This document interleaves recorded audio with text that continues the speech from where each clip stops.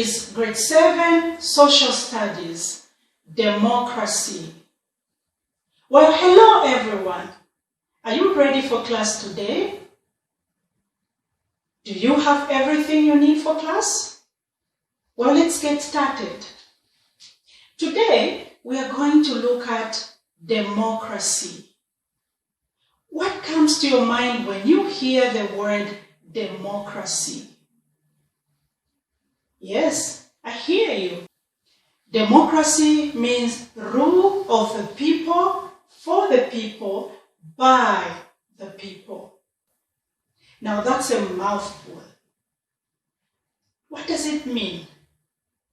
Well, let's start by looking at the root meaning of the word democracy.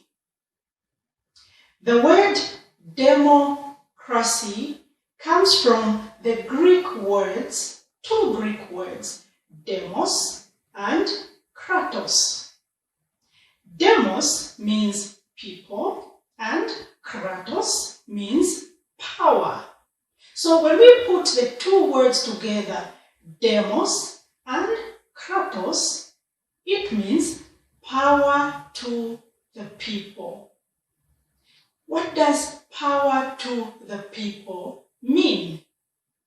Let's go back to the definition. Democracy means rule of the people, for the people, by the people. So how did democracy come to be? Where did it come from? Democracy was an idea that was developed by citizens of the city of Athens in an ancient country called Greece. Ancient Greece had a citizens' assembly. A raffle was usually drawn to determine who among the citizens becomes a member of the assembly. However, women, children, and poor people, like slaves, could not be part of the assembly. The citizens discussed and made decisions for the country. The decisions were finalized by a majority vote. But because women and the poor could not participate in the voting, their rights and views were not represented. So there was no equality in the democracy practiced in ancient Greece. Afterwards, the idea of democracy was adopted by the Romans. In ancient Rome, a citizens' assembly was put in place to select leaders called governors and to approve the laws of the country. But to be part of the citizens' assembly in Rome, you had to be rich, noble, and powerful. You had to be of high status.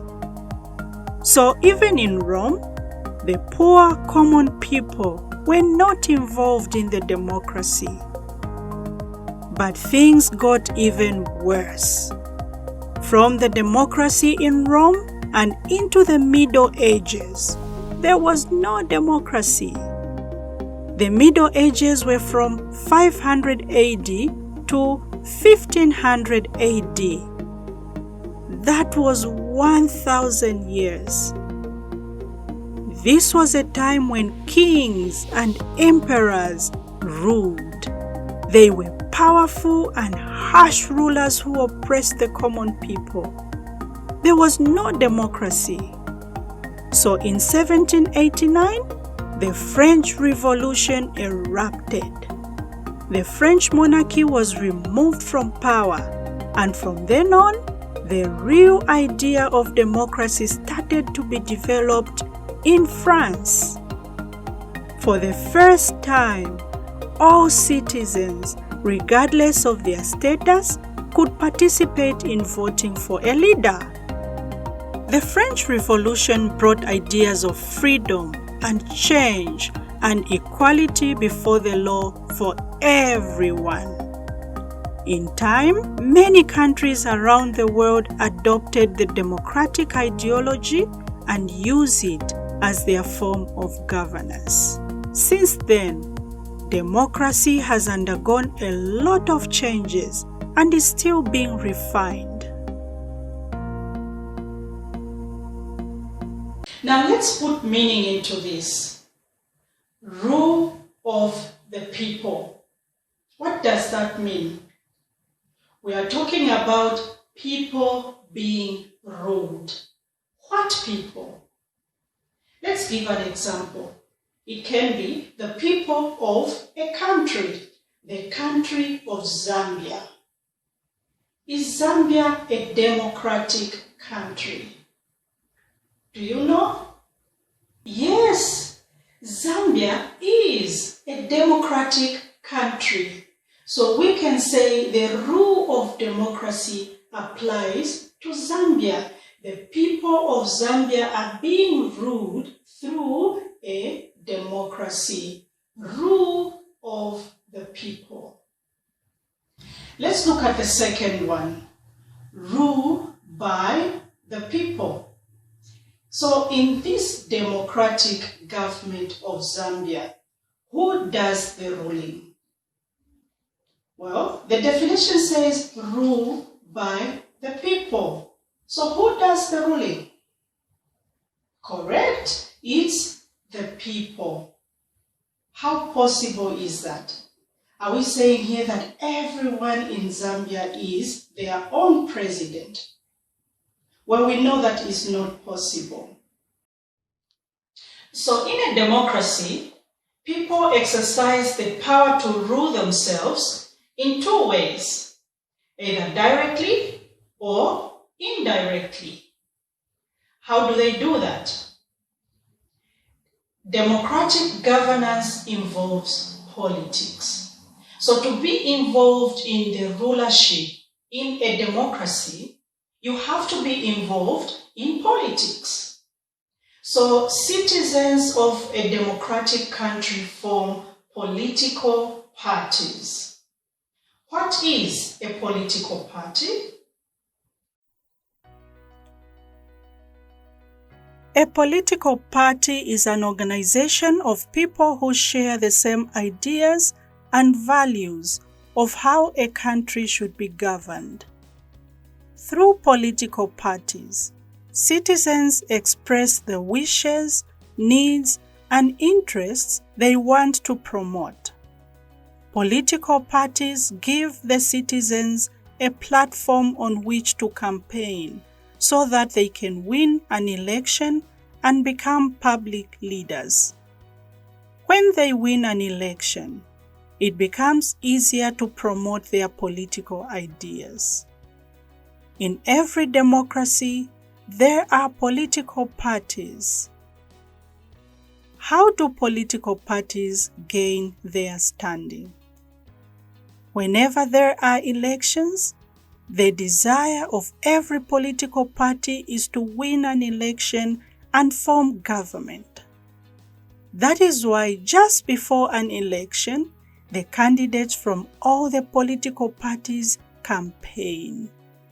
They all try to convince the voters that their ideas are the best and that they should vote for them.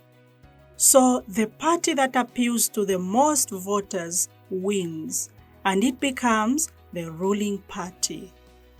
The parties that do not win to become the ruling party work hard to win seats in parliament so that they still can participate in making the laws of the country. While the party that wins the elections is called the ruling party, the ones that lose are called opposition parties, because when the government makes laws and the other parties do not agree with those laws, they oppose them. So they stand in opposition to the government. While the ruling party has seats in parliament, opposition parties also strive to win seats through having members of parliament. The more seats a political party has in parliament, the more the influence it has in the decisions made in parliament. What are the functions of political parties? Political parties are a link between the government and the people. Because in political parties, you find people of various social, economic, and educational backgrounds, they express various opinions on matters. So through the political parties, the government gets to hear these opinions. Political parties collect and put together the opinions of the public, so they make clear the needs and concerns of the citizens. In other words, they express public opinion. Political parties formulate public policy. After listening to the needs and concerns of the public, political parties pressure government to adopt policies that address those needs and concerns. While the ruling party creates new laws for the country, the role of political parties is to scrutinize and amend those laws to make them suitable to the needs of the public. Political parties hold rallies, they run political campaigns, and they use the media to discuss important national issues with the public. This way, they also seek public opinion on matters. Political parties make sure that the government is accountable for the decisions they make in behalf of the public. Every citizen can vote for a political party that they feel represents the values and opinions best. If voters are not happy with the performance of a ruling party, they can vote it out at the end of a ruling term and vote in a new one. In Zambia, a ruling term for an elected party lasts 5 years, after which elections are held again. In Zambia, any persons can form a political party as long as they meet the registration requirements outlined in the Political Parties Bill of 2017. So, in summary, political parties are essential to democracy. They connect people and politics. Political parties give citizens an opportunity to be represented in parliament and in the government.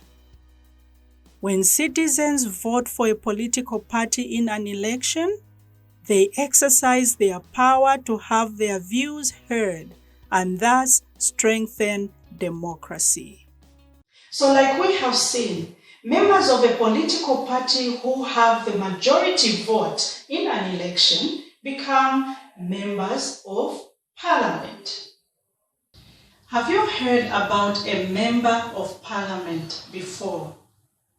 Who is a member of parliament? Well, a member of parliament is a person who is voted by a community of people to represent them in parliament. A member of parliament is voted by a group of people in a community to represent them in parliament. And what is parliament? Do you know what that is? Well, parliament is a group of people who have been voted by their communities to represent them in parliament. And the building where they meet is also called a parliament building. The parliament building here in Zambia is located in the capital city, in Lusaka. So what are the responsibilities of a member of parliament? What do you think? Well, the number one responsibility of a member of parliament is to represent the wishes of the people in parliament who voted for him.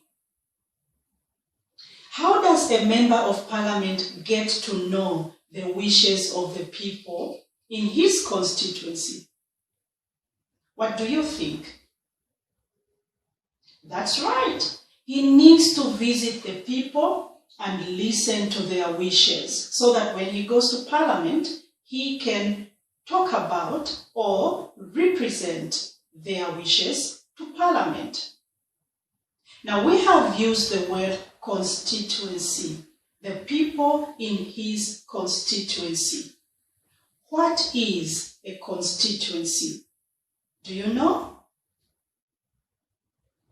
Well, a constituency is a community that votes for a member of Parliament to represent them. A number of communities can be put together to make a constituency. And now, from the constituency, they decide who they can choose to be their member of Parliament. And because that constituency has a member of Parliament, it is called a parliamentary constituency. Do you know the name of the constituency where you live? Do you know how many constituencies are there in Zambia? Well, take a count.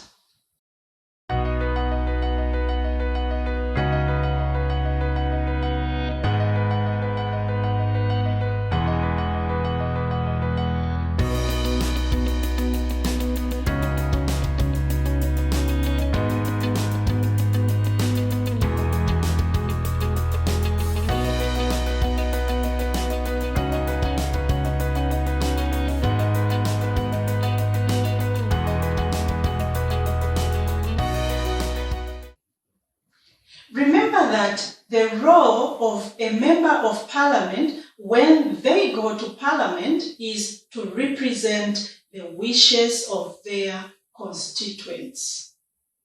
Who are constituents? Well, constituents are the people who live in a constituency, a parliamentary constituency. And a member of Parliament can either be male or female. So when he or she goes to Parliament, what job do you think they are supposed to do in behalf of their constituents?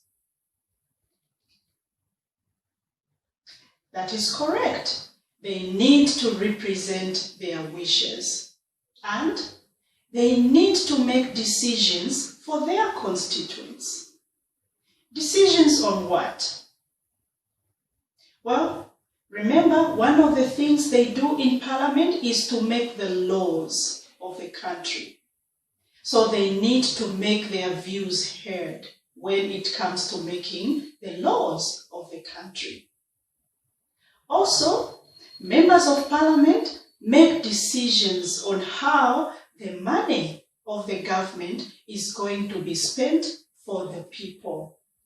So, they need to make the wishes of their constituents heard when it comes to the spending of the money. So, a member of Parliament goes to Parliament, he meets with other members of Parliament, they deliberate on a number of issues, including sometimes, remember, making new laws and changing the old laws and making new decisions on money. So when the member of Parliament comes back, what do you think he needs to do in order to tell the people about the decisions that were made in Parliament? What do you think? That is correct. He needs to hold meetings with his constituencies so that he sensitizes them about what the government is doing. Remember that they are the connection between the people and the government. They have to be involved in the rule by the people. In different parts of the country, there are people who work for the government. Do you know what they are called? That is right. They are called civil servants. So, how does the Member of Parliament work with the civil servants? The Member of Parliament needs to visit the government offices where the civil servants are from time to time. To do what? The Member of Parliament needs to make sure that the civil servants are driving forward or promoting the decisions of the government. The Member of Parliament needs to make sure that the civil servants are working honestly and are working hard to implement the decisions that the government has made in behalf of the Zambian people. So, as we have seen, the responsibility of a Member of Parliament is a serious responsibility. Remember what we said at the beginning. People rule themselves in a democracy in two ways. They rule themselves directly and indirectly. So, having talked about the Member of Parliament, what do you think? Is the Member of Parliament directly or indirectly involved in a democracy? That is correct.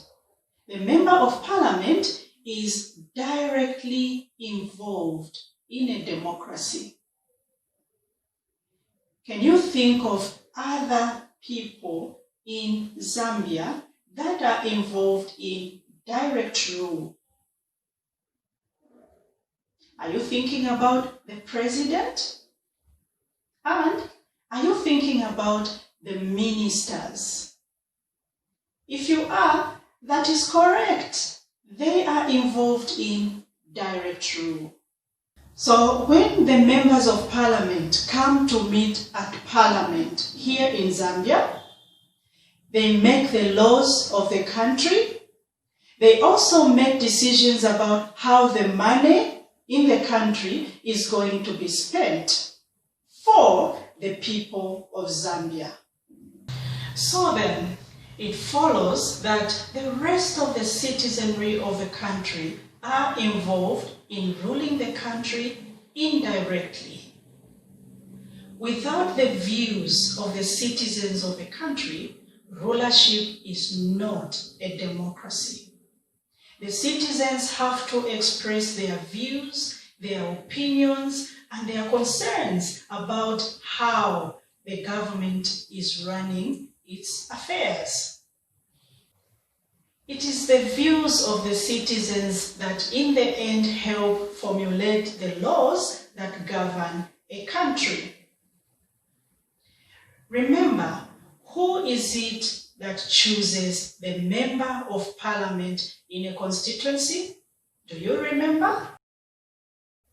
That is correct. It is the constituents, citizens of that constituency. And how do they show which candidate they have chosen as their preferred member of parliament? That's right, they vote for that person in an election.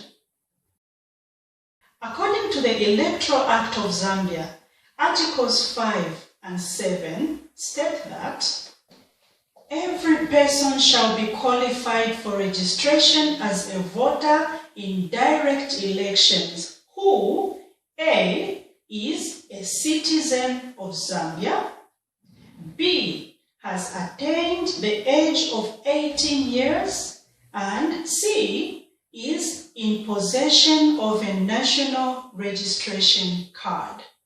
So when they vote in an election, citizens indirectly participate in the rule of a country because they can have their voice heard through their member of parliament.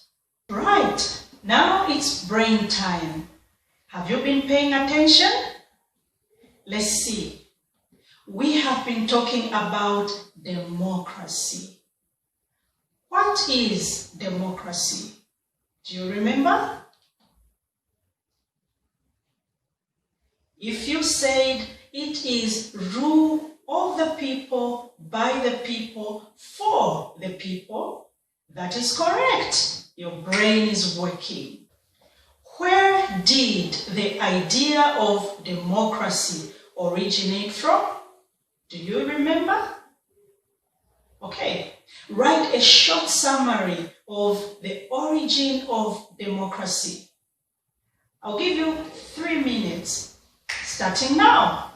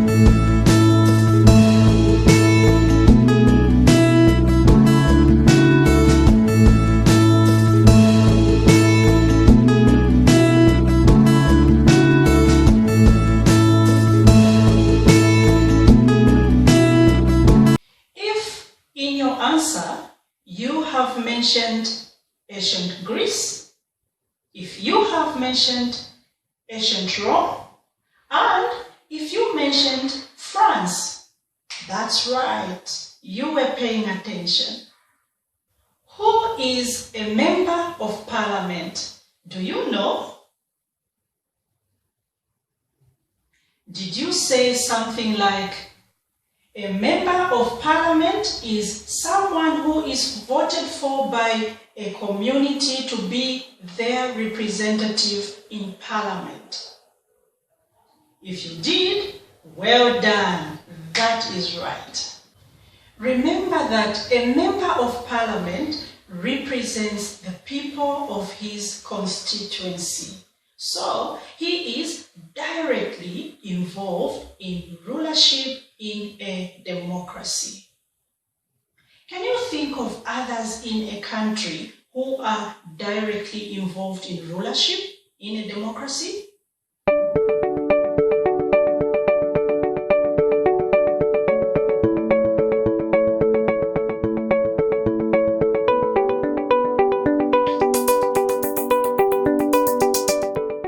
Yes, the president and ministers of the government are involved in direct rulership. How are the rest of the citizens involved in rulership in a democracy? Are they involved directly or indirectly? What do you think?